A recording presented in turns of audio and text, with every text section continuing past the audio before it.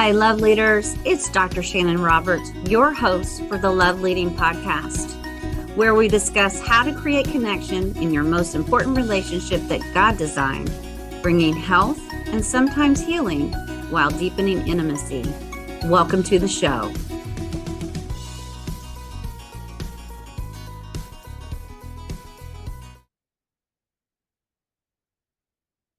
Welcome to the Love Leading Podcast. I'm Dr. Shannon Roberts. I am your hostess. And we have been walking through the Naked and Exposed book series of my most recent release and walking through each one of the major factors of what I take my couples through based on the research of not only what the neuroscience says happens in romantic attachment and love, but what remediates with couples in order for them to stay on track with the romance and passion they started with in the very beginning. And we are on the final section of the Intimacy for Life method. We have gone back identifying areas that inhibit intimacy and attachment bonding, things that disrupt that attachment connection. And we have to walk through the remediation of what conflict can do in the relationship. And now we are on the really fun part, the solutions of what couples do as a rhythm to stay on the right course so that they are experiencing the longevity in their relationship of experiencing that true intimate connection across the board, mentally, emotionally, spiritually. And today we're going to be talking about that physical connection. And I know this is episode 13. So if you have missed episodes 1 through 12, I encourage you to go back to the very beginning and start from episode 1 so that you can see the natural progression. There's a reason why we have left the physical and sexual intimacy piece for the very end, mainly because when working with couples, sometimes this is an area that tends to go off course very quickly when there is a disconnection. They lose the ability to physically reach for each other, not only in non-sexual kinds of ways, but sexual as well. And so a lot of times we have to go and undergird foundationally this emotional safety and security before we can build on that foundation to the true vulnerable reach in which physical and sexual intimacy is built on. And so here we are, and we get to talk about that, except for I'm going to be dividing my 2 sessions, part 1 and part 2, for this physical and sexual intimacy piece because they are so uniquely different. A lot of times you hear them lumped into one kind of container that sex starts in the kitchen, and I have to know that they desire and want to touch me in a non-sexual kind of way before I'm ready to be primed or pumped or in the mindset in which I am going to be giving and offering in a sexual kind of way. And yes, they are connected, but that's not the only function for physical intimacy in a relationship. So I want to take you back to the illustration that I've been drawing from because the attachment research and science originated through the natural tendency that we already understand that happens between children and parents. You know, we're born with that neuro scientific wiring, the neurobiology, where the care and comfort and the survival of a young child throughout their developmental years really comes from this attachment bond in which that they have with their primary caregivers. And we have lots of research that shows that when that attachment bond has been removed, how that arrests a lot of development, even sometimes to the point of survival. Because if you can imagine, as an infant and a young toddler and even preschoolers, they have to have the proximity of a caregiver close to them, not only emotionally for their emotional brain development, but physically to provide care and physical protection, and until they're able to learn how to do that for themselves. And so I go back to that illustration because that neurobiological wiring system is still present with us throughout our entire adult life.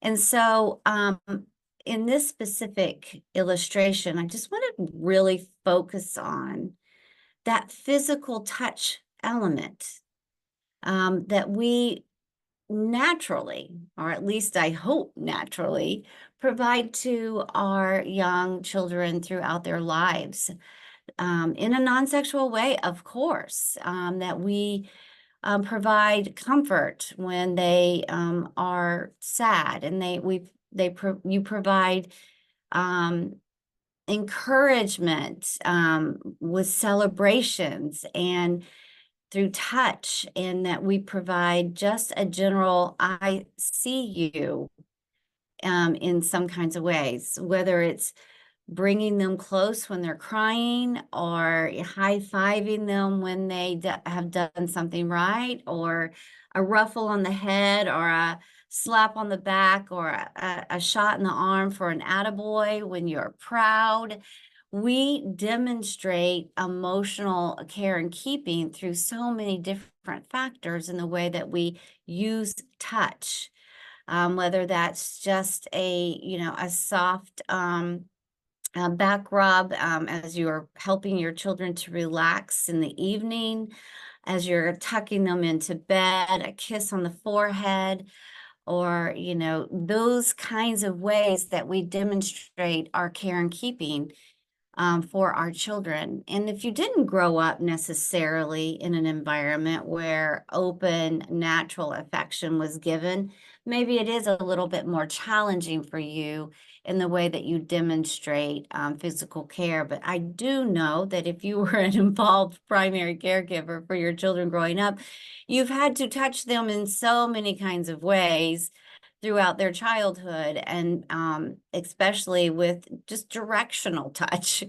or personal teaching, kind of hygiene and dressing kind of touch. I mean, they've had to have their head scrubbed in the bathtub, or the teaching of how to even brush their teeth. So touch is such an intrinsic need in the way that we develop throughout our lives. And it just doesn't disappear after we become, late teens, early adults. In fact, the research says that the ability for humans to go throughout their lives without human touch is really challenging and difficult. I know that I have worked with a lot of individuals before I really kind of honed down on the expertise of working with couples.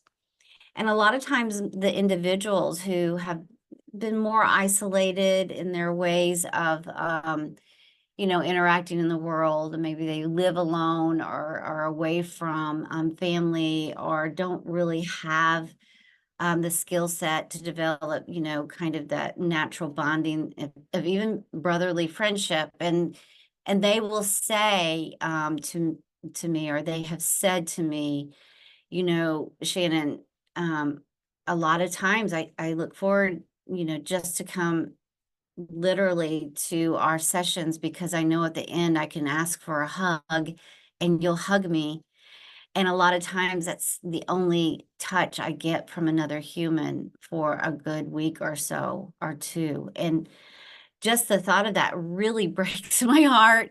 And so we are finding all kinds of studies coming out of the pandemic and during that really hard quarantine part of that era where people were so isolated, and not just from emotional connection. We had to use, pseudo connection through screens, but from that physical presence and connection. And we're learning so much more about how it really does tend to connect to mind, body, and spirit, right? That we can become mentally and emotionally so disconnected from ourselves and from society when we don't have the presence, physical bodied embodiment presence of another human touch. And so I say all that to say, for couples that have natural rhythms through physical, non-sexual touching, similar to the demonstration that I described, that we naturally tend to have the wiring to give to our children, those couples fare so much better in the research. And I'm not talking about foreplay. We're going to get talking about that next time. But I'm just talking about that, just the natural rhythm of care and comfort, the same kind of element. If you can transfer that lens to the romantic attachment with your partner, that same kind of thing. You reach for the demonstration of care when they might be stressed or sad or, upset, whether that's through an arm around a shoulder or through a hand on their leg or a soft touch on their arm, saying, I'm here. You are not going through this alone. I'm present with you. And if you remember from the brain science, that soft touch is very calming and it's very grounding. It turns on the frontal cortex, because when we're in that anxious flight, fight, or freeze back brain with adrenaline and cortisol coursing through our bodies, through the grounding of a touch, we are able to reduce cortisol levels in our partners. We're able to allow their front brains to turn on and measure and regulate with our front brains. When we are calm, we can pass that ability to be calming for our partners just through the power of a touch.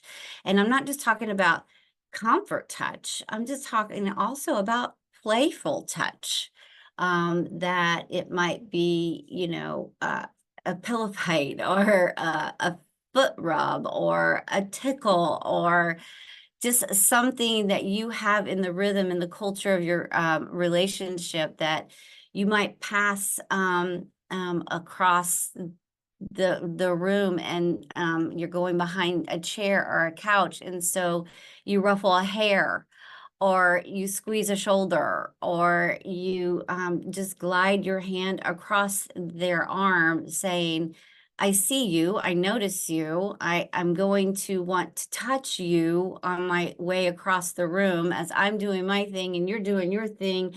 I'm still a part of who the us is, and I don't forget that, and I want to recognize that. And here, so that's a playful touch. Of course, there's flirtation touch too, whether you, pat on the butt, or a kiss on the back of the neck in the kitchen, or just a demonstration that I notice you in a different kind of way than I would notice my best friend. And so there's all kinds of level of physical touch that's not necessarily about sexual and sexuality touch. It means that I am a physical unit with you, even outside of when we get sexually intimate.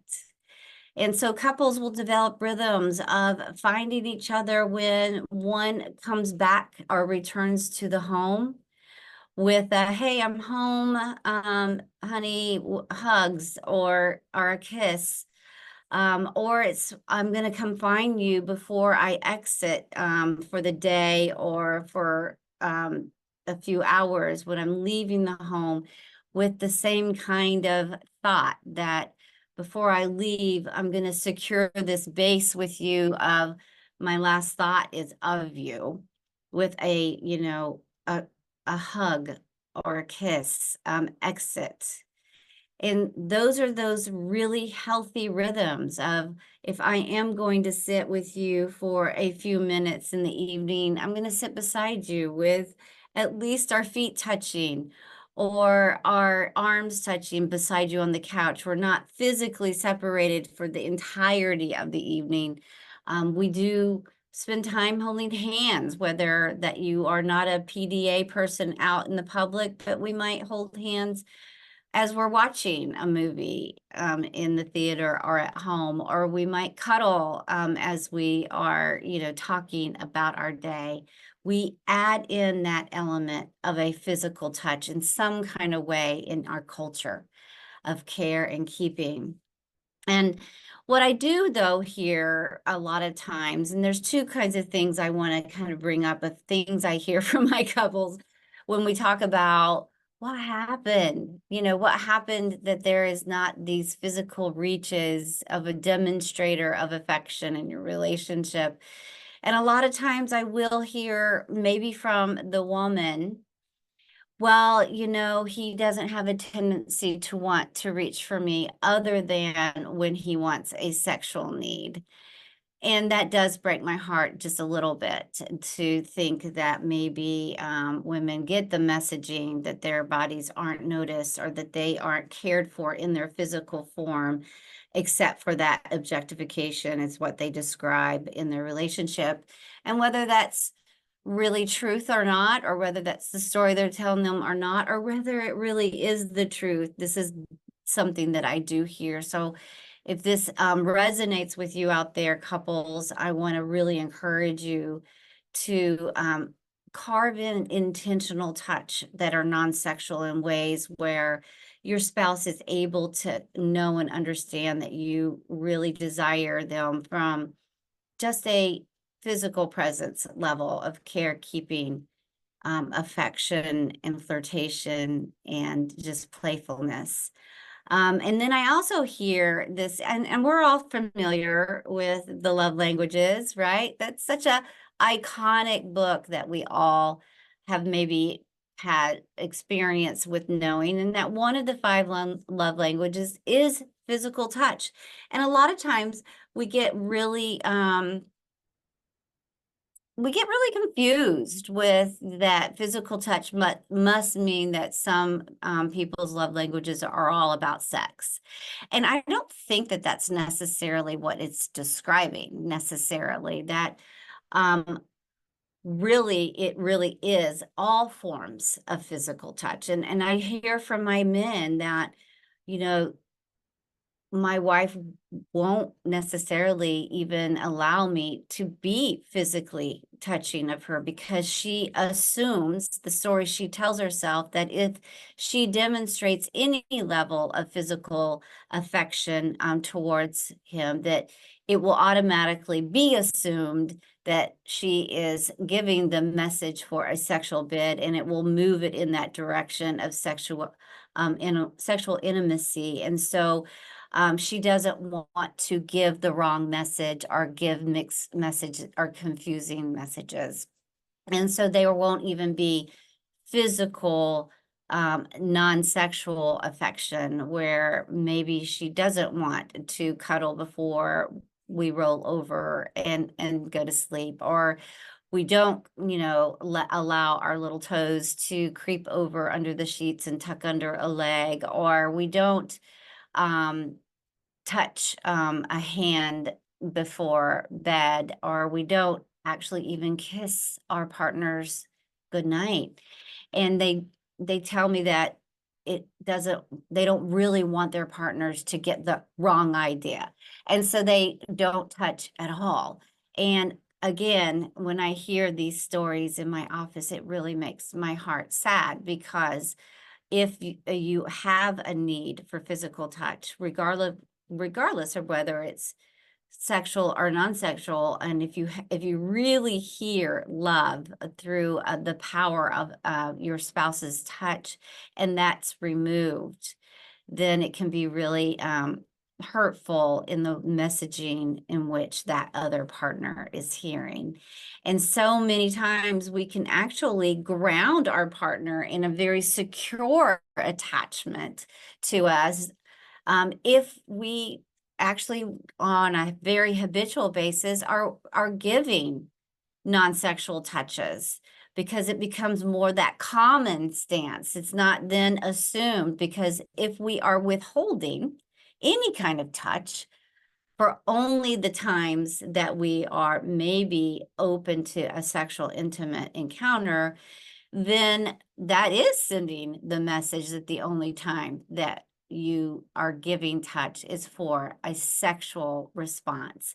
So if we turn the ship on that we give all kinds of touches, and so it really requires a little bit more honest, open discussion about what the desires are.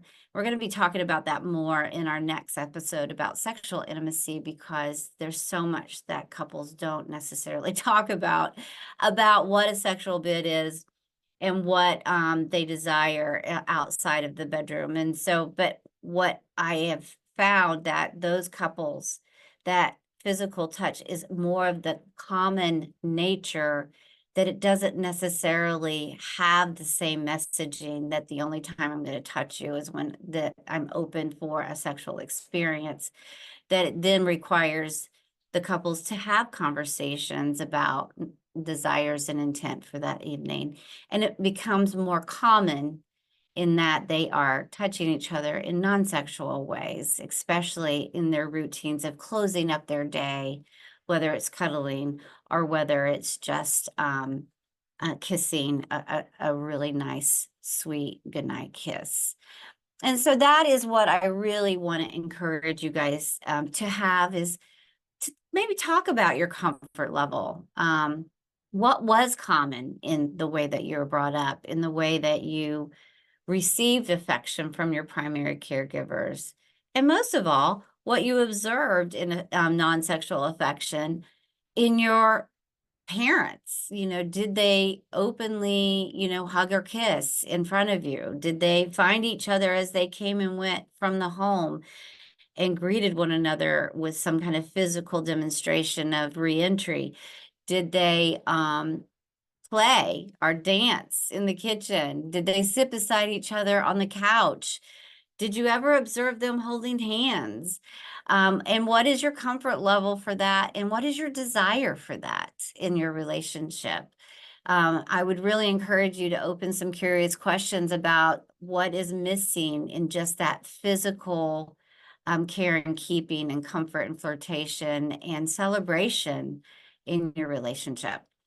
So that is your physical intimacy piece. Don't forget to tune in next week as we get into how does that then cross over into that more sexual. And I have a lot of things to say, a lot of information to give you as far as what my couples have told me about how far they got away from this element of their relationship.